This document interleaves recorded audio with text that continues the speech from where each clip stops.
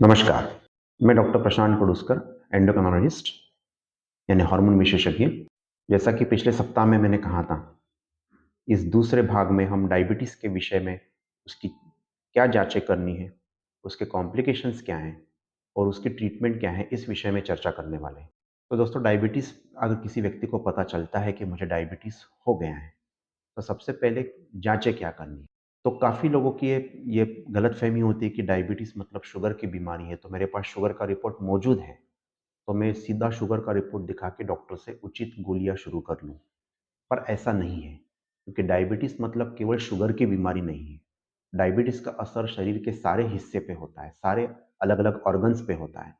इसीलिए डायबिटीज़ का पता चलते ही सब व्यक्तियों को डायबिटीज़ का बेसिक वर्कअप जिसे कहा जाता है, वो करना चाहिए।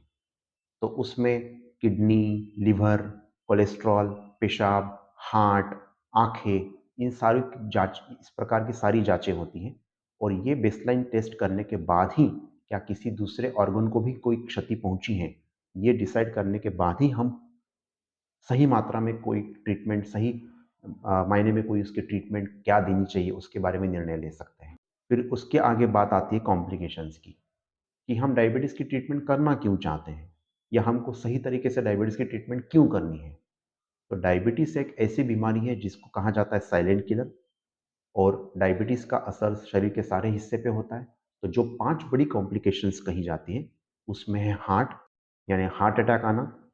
तो आजकल डायबिटीज़ की वजह से कम उम्र में 40-50 की उम्र में भी लोगों को हार्ट अटैक आ रहा है।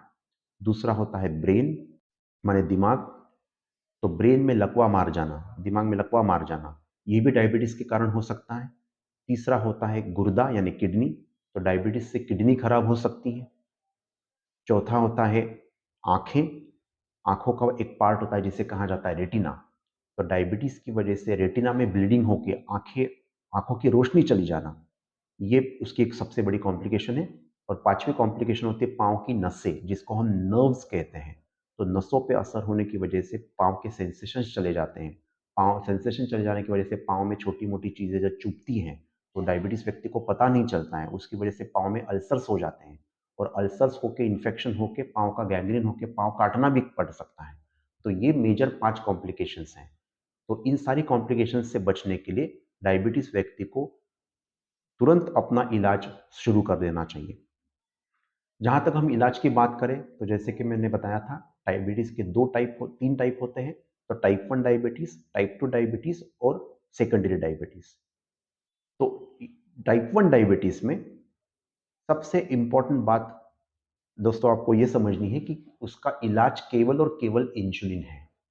यानी दुर्भाग्यवश किसी को अगर टाइप 1 डायबिटीज़ हो जाए और वो अगर बंदा सोचे कि मैं केवल गोली लेके खुद का शुगर कंट्रोल कर दूँगा, तो ये मुमकिन नहीं है। तो टाइप 1 डायबिटीज़ में केवल और केवल इंसुलिन ही उसका इलाज होता है। टाइप 2 डायबिटीज़ और सेकेंडरी डायबिटीज़ में गोलियों से इलाज हो सकता है, पर गोलियाँ कौन-सी चलानी है, कितनी लेनी है, कितनी मात्रा में लेनी है, इन सारी जानकारियों के लिए आपको एंडोक्राइनोलॉजिस्ट से मिलना आवश्यक होता है।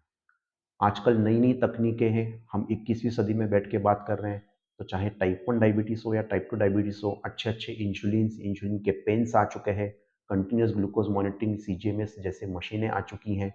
तो ये सारी तकनीकी सुविधाएँ हमारे लिए मौजूद हैं। पर इन तकनीकी सुविधाओं के लिए कौन से व्यक्ति को कौन-सी सुविधा देनी है, कब देनी है, किस प्रकार से देनी है, इसके लिए आपको एंडोक्राइनोलॉजिस्ट माने हार्मोन स्पेशलिस्ट की सहायता लेना बहुत ज़रूरी है। तो डायबिटीज़ की सही जाँचें कराने के लिए, उससे कॉम्प्लिकेशन से जल्द बचने के लिए, अच्छी ट्रीटमेंट शुरू कराने के लिए और ट्रीटमेंट में जितना हो सके उतना तकनीकी सहायता लेने के लिए आप तुरंत किसी एंडोक्राइनोलॉजिस्ट के संपर्क में आके अपनी ट्रीटमेंट शुरू करा सकते हैं।